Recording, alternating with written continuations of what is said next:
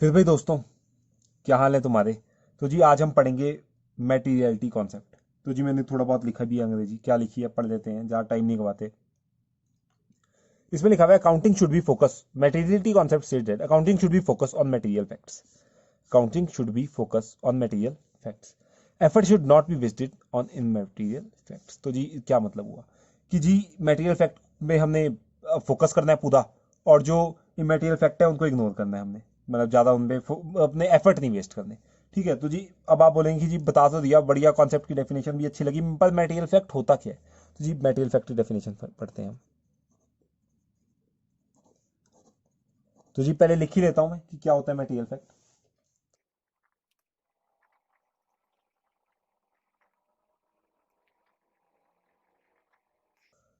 तो जी material fact means any fact that can change और influence the decision of user. क्या मतलब हुआ इसका कि कोई भी फैक्ट हो सकता है जिससे क्या हो, डिसीजन ऑफ यूजर क्या हो जाए, किसी यूजर का डिसीजन चेंज हो जाए या फिर क्या हो जाए, इन्फ्लुएंस करे वो किसी को। तो जी अगर मैं आपको बोलूंगा कि जी ये बच्चे के मार्क्स आए हैं, तो आप कुछ बोलेंगे कि जी कुछ बच्चे के मार्क्स आए हैं। अगर मैं बोलूंगा इसके बहुत अच्छे मार्क्स आए हैं, 90 आउट ऑफ 100 आए हैं, ठीक है, तो आप बोलेंगे नहीं जी अच्छा बच्चा है। ठीक है। तो आपका क्या हो सकता है, डिसीजन चेंज, किसी के बारे में कोई मटेरियल फैक्ट, किसी के बारे में कोई बात जान के, जरूरी बात जान के आप क्या कर सकते हैं, अपना डिसीजन चेंज कर सकते हैं कि ये अच्छा बच्चा है बुरा बच्चा है, इस तरीके से। तो जी ऐसे अकाउंट्स में भी होता है कि बड़ी सारी चीजों से डिसीजन चेंज हो सकता है। ठीक है। तो जी अब मटेरियल फैक्ट होता क्या है कि जिससे डिसीजन चेंज हो जाए। अब मान लीजिए, आपको एग्जांपल के तौर पे समझाते हैं हम। ठीक है। एग्जांपल के तौर पे समझाते हैं। मान लो मशीन ली, एक बिजनेस ने क्या ली, मशीन। तो जी मशीन ली उसने, मान लीजिए 2 करोड़ की। ठीक है, बहुत बड़ी मशीन लगाई है, 2 करोड़ की मशीन लगाई है। तो जी बहुत बड़ा फैक्ट है। अगर आप इसके बिजनेस के बारे में सोचेंगे कि नहीं 2 करोड़ की मशीन ली है, तो इसकी मैं पूरी अकाउंटिंग करनी पड़ेगी मशीन की आपको, कि 2 करोड़ की मशीन में कैसे क्या क्या पार्ट्स हैं, कैसे 2 करोड़ की मशीन है। आपने स्टॉक खरीदा, ठीक है, स्टॉक खरीदा आपने 25 लाख का स्टॉक खरीदा, तो आपको पूरी अकाउंटिंग करनी पड़ेगी कि हमारे पास 5 लाख के ये पड़े हुए हैं। मान लो जूस बनाने वाली मशीन खरीदी आपने। आपने कौन सी मशीन खरीदी है, जूस बनाने वाली। तो जूस बनाने के लिए मशीन खरीदी आपने 5 लाख के, मान लिया आपके पास मैंगो पड़े हुए हैं। ठीक है। और 3 लाख के आपके पास एप्पल पड़े हुए हैं। ठीक है, ऐसे बड़ी सारी चीजें आपके पास केमिकल्स पड़े हुए हैं, मान लीजिए 2 लाख के। तो आपको पूरा लिखना पड़ेगा कितने किलो एप्पल्स हैं आपके पास, इतने लाख के, इतने किलो मैंगो है आपका, इतने लाख के, इतने केमिकल पड़े हुए आपके पास, इतने लाख के। पूरी अकाउंटिंग करनी पड़ेगी। इस पे आप क्या दोगे, एफर्ट्स। एफर्ट्स क्यों दोगे, क्योंकि ये क्या है, ये है मटेरियल। क्या है ये, मटेरियल।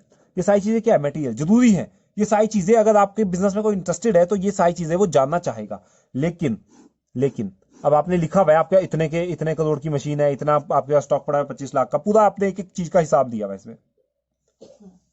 अब मान लीजिए आपके पास क्या होता है, आपके पास आ जाते हैं, आपने 10 रुपए का पेन खरीदा। बिजनेस में पेन तो यूज होता ही है, पेपर वगैरह साइन वगैरह करने होते हैं, पेन यूज होता है। 10 रुपए का आपने पेन खरीदा, तो आप क्या लिखोगे, मान ली 10 रुपए के आपने 5 पेन खरीदे, तो आप लिखोगे क्या कि हमारे पास ₹10 के 5 पेन पड़े हुए हैं, हमारे एसेट में दिखाएंगे। अब आप खुद सोचो, 2 करोड़ एक लिखा होगा, 25 लाख एक लिखा होगा, और नीचे लिखा होगा 50 रुपए।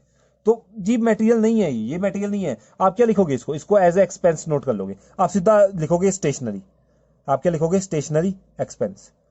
तो जी यूज करो, पेन पड़े हुए हैं, यूज हो गए, गुम हो गए, आपको पता है बड़ी छोटी मोटी चीजें हैं, लगते रहती है बिजनेस में, छोटे मोटे खर्चे हैं, तो इन पे आप ज्यादा एफर्ट नहीं लगाओगे, बस जितना खर्चा हुआ सीधा एक्सपेंस में डाल दोगे आप। बेशक पेन पड़े हुए हैं आपके पास, लेकिन आप बोलोगे ना खर्चा हो गया जी, ये तो हमारा लॉस हो गया, बस जो खर्चा था वो हो गया। तो जी बस वैसे ही लिखना है आपने। ठीक है। तो ऐसे आपके पास इरेजर्स भी होंगे, ठीक है, कुछ पड़े हुए। ठीक है। अब स्टेशनरी तो यूज होती है ना, स्केल्स पड़े हुए होंगे कुछ। ठीक है। तो ऐसे जो है अब इरेजर्स हैं, ठीक है, और पेन है, स्केल है, ये इनके आप नहीं नोट करोगे। मान लो आपके पास टोटल 500-600 का सामान पड़ा होगा, तो आप ये नहीं बताओगे 500-600 का ये सामान है मेरे पास, ये ना, आप बोल दोगे बस खर्चा हो गया, वहां 500-600 खर्चा हो गया स्टेशनरी में। बेशक पड़ा हुआ है भी, वो अगले साल भी यूज होगा, उससे अगले साल भी शायद यूज हो जाएगा, बट तो आपको होता है घूमना हो तो कभी खत्म नहीं होता इरेजर। ठीक है। लेकिन आप घूम कर देते हो, इसलिए आपको मतलब नया लेना पड़ता है वो इरेजर। ठीक है। तो वैसे मतलब यूज तो 2-3 साल हो सकते हैं, लेकिन आप क्या कर दोगे, उसको खर्चा बता दोगे, बस इतना छोटी चीजें यार, इनका कोई आप एक एक तरीके एफर्ट थोड़ा ना लगाओगे इन पे। तो बस यही कहता है मेटीरियलिटी कॉन्सेप्ट। अब ये जो मैंने एग्जांपल दिखाया है, इसकी मैं अंग्रेजी लिख देता हूँ, और बिल्कुल जी खत्म हो जाएगा कॉन्सेप्ट। तो लिख देता हूं मैं पहले।